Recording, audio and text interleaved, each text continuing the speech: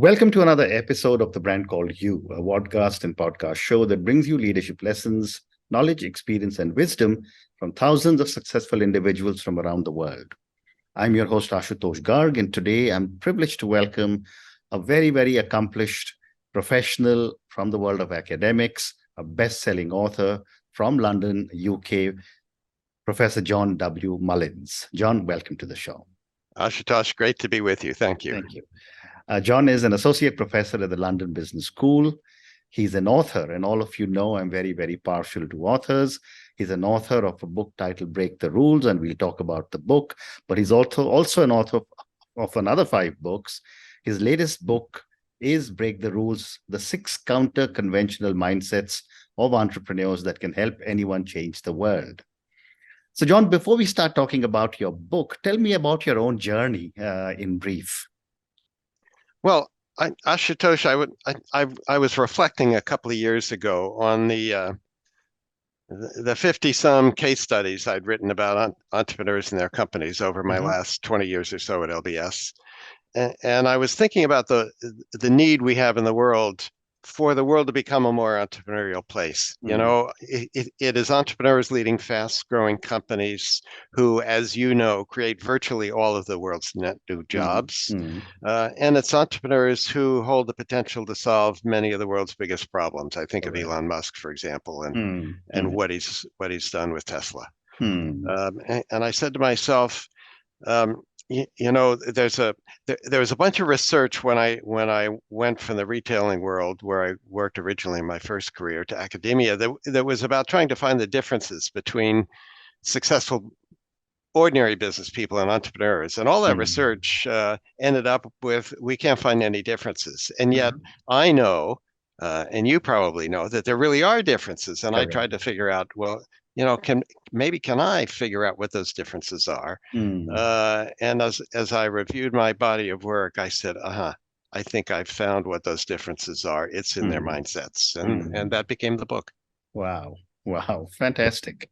So let's talk about your book. But before I ask you any questions, I'm going to ask all our viewers and listeners to go and check out John Mullins' book, Break the Rules, the 6 counter-conventional mindsets of entrepreneurs that can help anyone change the world. So John, let me start by asking you, what inspired you to write the book, and what was your hypothesis? Well, my wife Donna would tell you that John needed a project, but I think it was more than that. I think it was my sense that we can teach people to be entrepreneurs. You know, people often ask us, you know, are entrepreneurs made or born? You know, well, they're made. They aren't born. Some of them are born, maybe, but most of them aren't. We can teach people to be more entrepreneurial, and we can help entrepreneurs have a better chance to beat the very difficult odds that they confront. And we can also help people in larger organizations think and act in more entrepreneurial ways. So I think all of that put together said, okay, it's time to work on this project. Interesting. One of the main themes of your book, John, is that successful entrepreneurs break the rules. Can you explain what you mean by this and why it's important for entrepreneurs to do so? Yeah, well, what I mean by breaking the rules is not breaking the law, of course. It's breaking these conventional rules that frankly get taught in business schools like mine, and are deemed to be best practices in big companies around the world, and have been for years. So, for example, everybody kind of knows in a big company that you're supposed to stick to your knitting, you know, and you figure out what your core competencies are, you nurture them, you build on them, you make them more robust. But at the end of the day, if some customer comes along and says, can you do this other thing for me? You're supposed to say, no, we're not going to do that. We stick to our knitting. This is what we do. But entrepreneurs don't behave that way. Entrepreneurs, when they see something promising that some customer asks them to do, they go, oh yeah, we could do that. Yes, we can. And then they go back to their home or their garage or their office and say, holy cow, how the hell am I going to deliver on what I just promised that customer I would do? So there's just a fundamentally different approach between what big companies do and some of what we teach in business school. compared to the way entrepreneurs live and act. Absolutely. Well said. I've often said this when I speak and in one of my books also, that for every entrepreneur, everything is an opportunity, which you're outlining as well. So, John, you also talk about 6 counter-conventional mindsets in your book. Talk to me about these 6. So it turns out there's 6 of these things, and the first one, as I've just is what I call yes, we can. So when somebody comes along to an entrepreneur and says, can you do something that's maybe outside their comfort zone? And the entrepreneur sees something promising there, they say, yeah, we could do that. And they don't worry about whether they have the competencies to do it. They'll figure it out. So when I tell the story in the book about Jeff Bezos and the development of the Kindle, Bezos had figured out that his physical distribution business of books and DVDs was about to get digitally disrupted, and their competitive advantage that they had built to do things physically was going to go away. So he said, we've got to fundamentally change the business. And ultimately what he decided is they needed to make a better e-reader. There were e-readers at the time, but they weren't any good, and they were not widely adopted. And they set out to develop what became the Kindle. Well, that's an example of Bezos saying, yeah, we can do that, and we'll figure out how. And you got to hire talent, and you got to do a whole lot of things. But at the end of the day, you get it done. And it revolutionized the book business, of course, and it revolutionized Amazon as well. So that's the first one. There are 6 of them. The second one that I like to talk about is what I call product first, not product first knowledge. So in big companies these days, it's all about the product. So my family and I are users of Tide detergent. That's how we keep our clothes clean. And I always chuckle when I see a change in the product, because I knew that Tide has appointed a new brand manager, and the new brand manager will come in and they'll take the green speckles out of the product and put blue ones in, and then they'll change the scent from Cool Breeze to Mountain Fresh, or whatever you call it. And they always call it new improved. Come on, give me a break. Is this innovation? No, this isn't really innovation. Yes. But entrepreneurs don't start with a product. They start with a problem. So I go back to the story of Phil Knight starting Nike, originally called Blue Ribbon Sports, and Nike and Knight was a guy who could run almost a 4-minute mile, but he didn't think the shoes for distance runners that were available at that time were the right shoes, because distance runners don't run around tracks. They run on dirt roads and country paths, and they get a lot of sprained ankles and shin splints from stepping on sticks and rocks. Correct. And they get the miles and miles of pounding is tough on their calves. So he said, we need different shoes. Well, that was a problem he was trying to solve for elite distance runners. Well, this one also brings to life the third of the models, which is think narrowly or not broadly about your target markets. The world of elite distance runners is a very small target market, right? How many people can run nearly a 4-minute mile? Not many.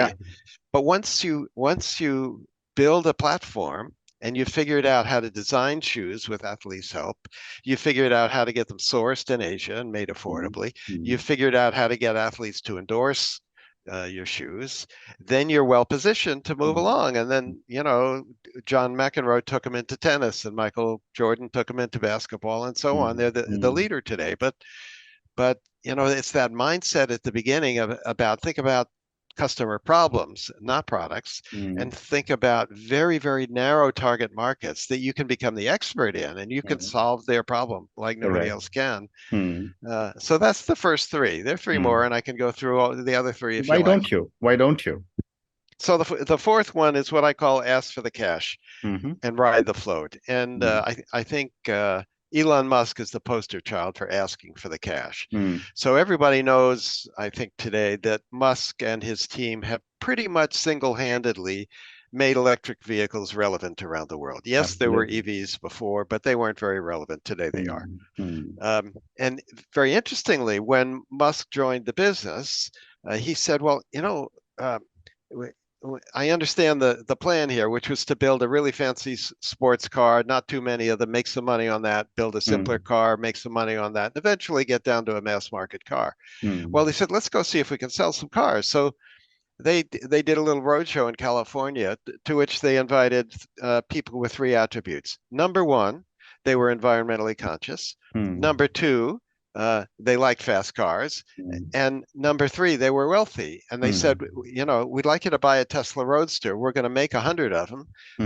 And if you'd like one, you can pay us tonight the price of $100,000. So in 3 weeks, they sold 100 Teslas at $100,000 a piece. That's 10 million in cold cash into the bank account with which they can then start to build the cars. Correct. Well, that principle has carried Tesla all the way through. So there's a widespread belief that Tesla is largely a venture capital backed company. And it's true that Tesla did raise venture capital, but most of the economic success of Tesla has been driven by this phenomenon of asking for the cash up front and then riding the float to do everything you need to do. So when they introduced the Model 3, nearly 500,000 people signed up to buy a Model 3. Right. The deposit was $1,000 a piece. That's $500 million US in the bank before they even begin the engineering on the Model 3. So ask for the cash, ride the float. That's the fourth one. The fifth one is beg or borrow the assets you need.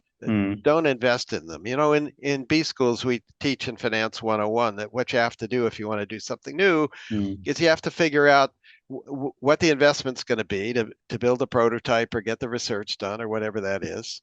And then you figure out what the cash flows are going to be going forward, and you calculate the return on your investment. And if it's good enough, you go ahead with the project. Well, entrepreneurs don't think that way. They say, well, I don't really know how successful this venture is going to be, because entrepreneurs know they're in a world of risk. So why should I invest all that money up front? Why can't I just borrow the assets I need? And once I've proven the concept, then I'll worry about investing more. So there's a wonderful business in the UK called Go Ape. That's a treetop adventure business. And it's zip lines and Tarzan swings and all that fun stuff. And the couple who started it, Tristram and Rebecca Mayhew, had discovered a place somewhat similar to what they developed in France on a vacation. They said, oh, we could do this in the UK. Well, where can we find the trees? Well, it turns out the best woodlands in the UK are all managed by the UK Forestry Commission. So they went to the Forestry Commission and said, you guys are trying to improve your visitor count to the forest, get people out of the cities and into the outdoors. We've got an idea here that would improve your visitor counts. So what were they borrowing? They were borrowing the trees. They were borrowing the parking lots, the loos, all that stuff. They didn't have to invest in any of that. And they've built a fantastic business to which people of all ages come and, kind of fly around in the trees. They have 30 some sites in the UK. They've got a whole bunch in the US now. But the foundation of it was borrowing. Yes, they paid some rent to use those assets, but effectively borrowing those assets at the beginning to get the business underway. And then the last one is about asking permission. Entrepreneurs simply don't ask permission. But in big companies, of course, if you want to do something new that maybe the regulators haven't contemplated before, you're going to have to clear muster with the lawyers, right? Because the lawyer's job is to keep everybody out of jail. But had Garrett Camp and Travis Kalanick asked the San Francisco regulators if they could start Uber, I think we all know what the answer would have been. Absolutely. Well, there's no way you can start that business. But they didn't ask permission. They got started. The rules were ambiguous. The rules didn't contemplate a taxi company that didn't have any taxis. And eventually you may have to beg forgiveness. But that principle. Now, I don't condone everything that Uber has done along the journey. They did some things that were not ethical and quite possibly illegal along the way. But the principle of getting things started by just getting started when the rules are ambiguous makes sense. Amazing. Those are the 6. No, these are fantastic. And, thank you for sharing the amazing stories of Nike, Uber, and Tesla. I think all our viewers and listeners will understand your 6 mindsets so much better with these stories. Moving on, your book also talks about the importance of risk-taking and embracing failure. Can you share any experiences which you've had in terms of taking any big risks or facing a major failure that you managed to overcome? Yeah, I was thinking about that as I was contemplating talking with you, Ashutosh, and I think one of the big risks I took in my career was Mhm. after 20 years in the retailing business, deciding, 20 years in retail is enough, and I'm going to do something different. And I think that something different should be to be a business school professor. So I had to go back to school, earn a PhD in my 40s. That's not the time of life when most people do that. Mhm. And I'll never forget the very first paper I wrote for a wonderful professor named Andy Vandeven at the University of Minnesota. Came back with a C on it. Mhm. And I was not accustomed to getting C's. I hadn't been in the classroom in a long time, Right. but that was not my norm, and it was a real wake up call. But I learned what I needed to learn in order to conduct the kind of research that Mhm. kind of rigorous research that academics learn to do. Mhm. And some years later, here I am, and I'm delighted I made the career change. Mhm. But it was a bit of a risky one at that Mhm. stage in my life. Yeah, yeah, absolutely. My next question to you is that, again, reading about, your book, you talk about the role of luck in entrepreneurship. Um, how can entrepreneurs increase their chances of being lucky? And I'm probably asking you a little bit of a cheeky question, but how can they capitalize on lucky breaks and, as and when they do occur? Well, I guess my take is that luck comes to the well prepared. Okay. So Jim Collins writes on luck and talks Mm. about return on luck, and luck is real. We have to be ready to capitalize it. And I think about the story of a guy named a Spanish, not a Spanish guy, but an American guy in Spain named John Urseg, Mhm. who in 2003 decided he wanted to leave Hewlett Packard where he was working and build a business that was going to do what Airbnb and Booking.com and those guys do today. And he built a Mhm. wonderful business called budgetplaces.com Mhm. at the very beginning of Google's journey. And Mhm. what he discovered was that he could get, but back in those days, there were little boxes on the right-hand side of a Google search page. And if he bought clicks in box 3 or 4, he could get enough traffic that he could pound the streets and sign up mom and pop hotels, just little Mhm. B&Bs and stuff like Mhm. that all over Europe. And he could get budget travelers who are taking cheap flights on Ryanair from England or Germany or Scandinavia to Mhm. the sunny parts of Europe, and he could be a matchmaker to bring those two groups together. Mhm. And John would tell you today, Google created my business. He was Mhm. in the right place at the right time, Yeah. but he figured out what was going on, and he figured out a business model that would actually make the business work. So John's Mhm. idea, and I think his core insight, was that he would ask the customer, the traveler, to Mhm. pay 15% of the booking. And a typical booking was two people for 5 nights, or about 300 euros at these Mhm. budget Yeah. places that he was booking. And the customer would pay budgetplaces.com 15% of the booking the day they booked. Mhm. And then they would pay the hotel the balance. So there was no paperwork, no invoicing. And of course, mom and pop hotels don't like paperwork. Mhm. They didn't have computers in those days, so they needed access to fill more places because no hotel wants an empty room if they don't have to have it. Mhm. And he built a fantastic business that he ended up selling to a private equity player at exactly the right time in about 2011, Mhm. before things got really difficult. And he made 20 million euros in the process without any investment. So, Wow. so not only was the luck there, Mhm. Google was there and he figured out how to take advantage of it, but he also had the wisdom to ask for the cash up front. So again, like Elon Musk, he was getting paid when the booking was made, and Mhm. he could use that cash, Mhm. to buy more Google AdWords, to hire another person to knock on doors and sign up more B&Bs and so Mhm. on. Mhm. Well said. So I have time for two more questions, John. My next question is, um, a very large number of people who will listen to our conversation are young, uh, aspiring entrepreneurs. What advice would you give to someone who is interested in starting off their own business, but feels intimidated by the risks and the uncertainty involved? Well, I guess I'd say two things, Ashutosh. First of all, entrepreneurship is not for everyone. Correct. There is going to be risk around. The odds are very difficult. And so if one isn't comfortable with the uncertainty that lies ahead on the entrepreneurial path, one probably shouldn't start down that path.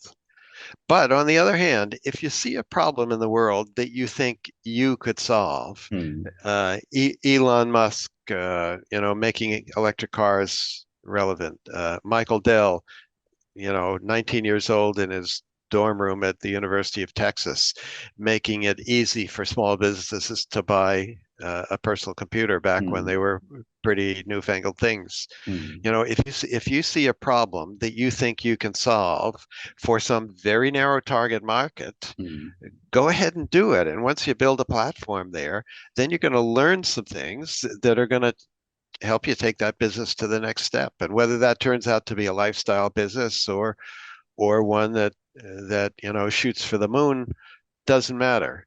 You can let the cards fall where they may. I was asked on a podcast a couple of weeks ago by a young college student, John, you've had an interesting career. What was the plan that led to this career? And I said, they planned? There's no plan. A door opens in front of you and you step through it. And if you do good work, more good work will come your way. So that's the kind of advice I'd give. If you can find a problem, not an idea, don't look for an idea, find a problem that you can solve. And if you can find a problem that you can solve, that you have the skills to solve, the interest in solving, go for it. Well said. And my last question to you, John, and this is again for a lot of people who will reach out and read, maybe buy your book or borrow your book or whatever.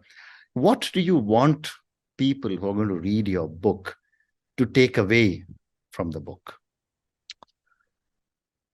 I think what I hope will happen is people will move from saying I can't to I can. I can be an entrepreneur. I can think and act more entrepreneurially, whether I work in a big company or whether I'm going to start something on my own. I think I want to empower people to make a difference in this world, and the world will be a better place because they do. Wonderful.